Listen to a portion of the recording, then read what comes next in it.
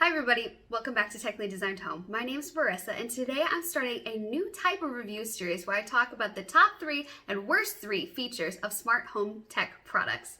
Today we're starting off with the Reality Switch Plus, which I purchased from Amazon.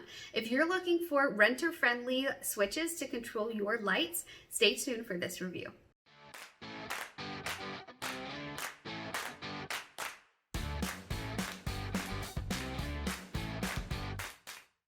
All right, I've got my notes here. We're ready to go. So as I mentioned in an introduction, I think the first and best feature of this switch is that it is renter friendly and requires no electrical work.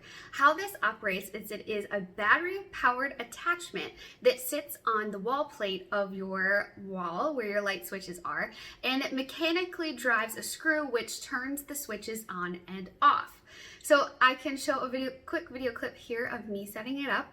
You simply plug in the batteries, take out the screws, and screw its attachment onto the wall, and then you pair it with the app and are able to turn it on and off. This leads me to the second best feature of this device, which is its physical switch. There is a button on the front of the device which allows you to turn the lights on and off manually as you normally would a light switch. This is especially important if you live in a household that you share with people who do not use smart home tech. So those that don't want to talk to an assistant or use their smart home to control devices. The advantage of switches on top of this physical button over another option to control your lights, like a plug or light bulbs, is that it allows you to control as many light bulbs as are connected to a single switch. In my case, I have this set up in my kitchen, which controls the can lights overhead, which is 4 light bulbs. So for the cost of maybe 1 or 2 Philips Hue bulbs, I'm able to control all 4 ceiling lights, and I never have to worry about this product dying where a light would after some years. This brings us to the third best feature of this device, and it is the fact that you can control it with your smart home assistants. In fact, you can use it with both Google and the Amazon Assistant products. In my case, I have it connected to my Google Home, and I am able to tell it to turn on my lights on and off based on the room that I have it set it in, and it's paired with the other rooms that are in my kitchen. Okay, getting to the 3 more negative features of this device, and I'm starting off with the sound. Because this is a mechanically driven switch, there is a whirring noise when it is operating to turn on and off. I've seen this on many reviews and talking about it as a negative. In my opinion, it's not that obnoxious. It only lasts for like 3 seconds when you have it turning on and off, and other than that, it is a silent device. It just sits there. I found this to be a reassuring feature because it allows you to hear that it is operating when you tell it to turn on and off. Similarly, smart plugs will have a clicking noise, or at least the ones I have do, when they are turned on and off. So it's really not that big of a deal, but it may be something to keep in mind if you plan to put this in somewhere that requires quiet, like a bedroom. I have mine in the hallway for my kitchen, so it's not that big of a deal. Now, the next negative that will impact more people in their decision to purchase this device is the fact that there is no HomeKit support. There have been rumors online that they would be adding this, but I suspect that would require another hub where it currently does not have a hub in order to operate.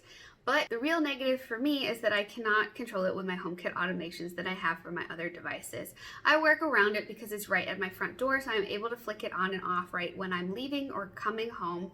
But if this is somewhere where you want to put it on a timer, you can still automate it with if this then that, Google Assistant. I'm sure Alexa also has automations, and the built-in Third Reality app also allows you to use timers to control the device if you wanted to do something like turn on and off your exterior lights at a certain time of day.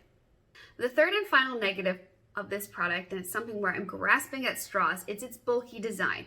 The bonus of this is it is white, so it does blend into 99% of switch plates I've seen in homes, but because it is a battery powered and mechanically driven device and it attaches onto the switch plate for your lights, it does stick away from the wall a good inch or so, and it is a little wide. But I don't find this to be a huge deal, especially because I have this on a 3 switch plate, and it fortunately does not block any of the other switches from working. I can control them as normal. So overall, would I recommend this? Absolutely. If you are looking for a way to control especially multiple built-in ceiling lights all together in a group, this is my recommended way to go.